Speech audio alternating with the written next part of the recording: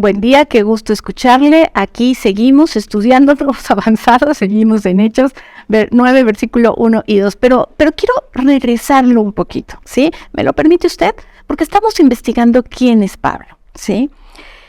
Versículo 9, dice, mientras tanto, Saulo, ya le expliqué, que va más adelante, usted y yo lo vamos a reconocer como Pablo, el apóstol Pablo, también se le llama el apóstol de la gracia.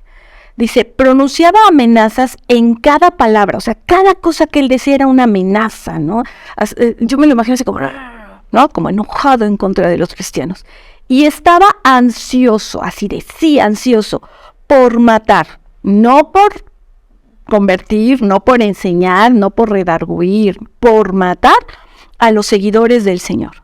Dice, fue al sumo sacerdote, ¿no? Le pidió cartas dirigidas a las sinagogas de Damasco, a todas las demás sinagogas, para que le ayudaran, para que le cooperaran en poder arrestar a los seguidores del camino.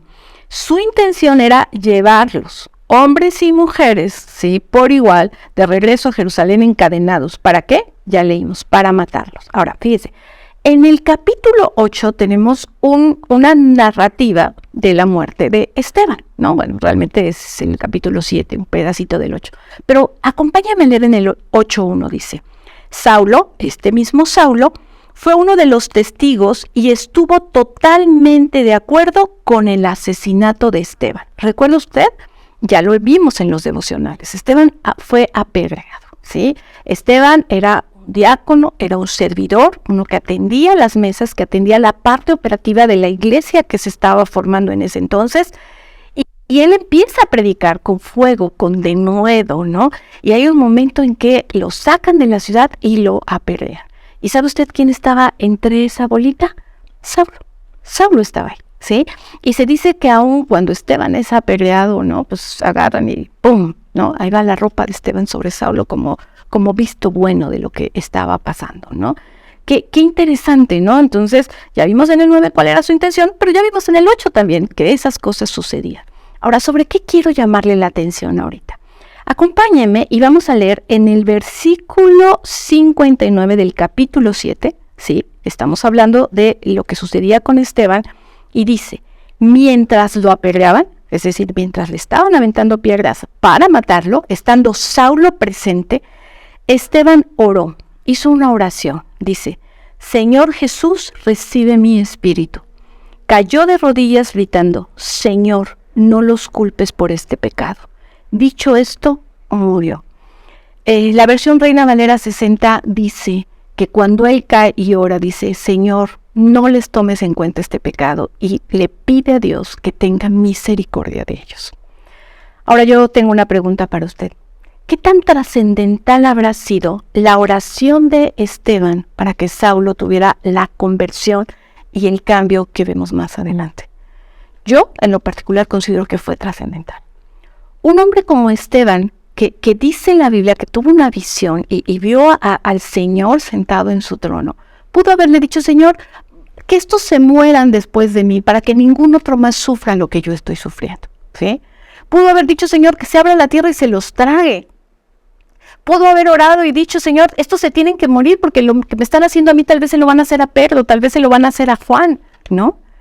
Y la oración de él fue, Señor, no les tomes en cuenta este pecado y ten misericordia de ellos.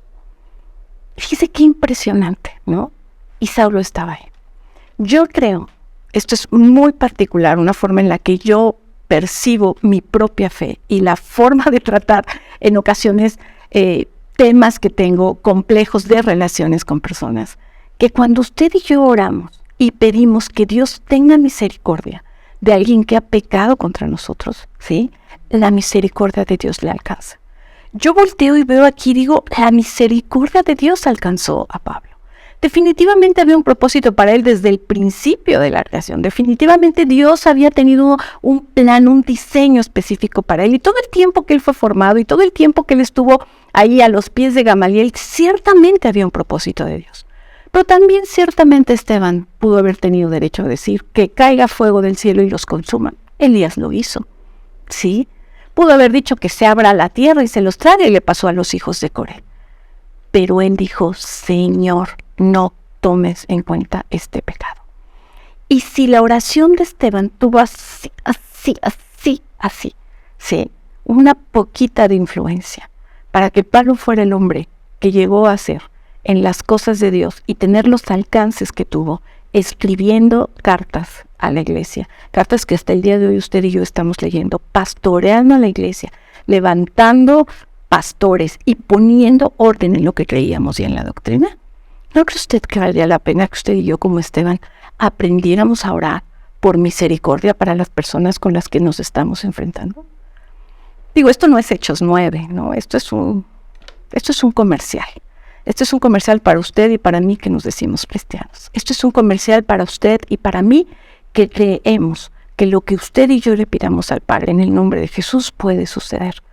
Y mire, aquí, con todo el derecho del mundo, pudo haber dicho, Señor, porque todavía no había mártires, es el primero que apedrean, ¿no? Y él pudo haber dicho, Señor, que se acabe, que no suceda, que no le pase a Juan, que no le pase a Pedro, que no le pase a nadie, que no le pase a Jacobo, tu hermano. Señor, que hasta aquí, si cae fuego del cielo y los consume, entonces ellos se van a detener. Y ese no fue el clamor de Esteban. Ten misericordia de ellos y no tomes en cuenta los pecados. En ocasiones, usted y yo tenemos que aprender a orar, como Esteban lo hizo.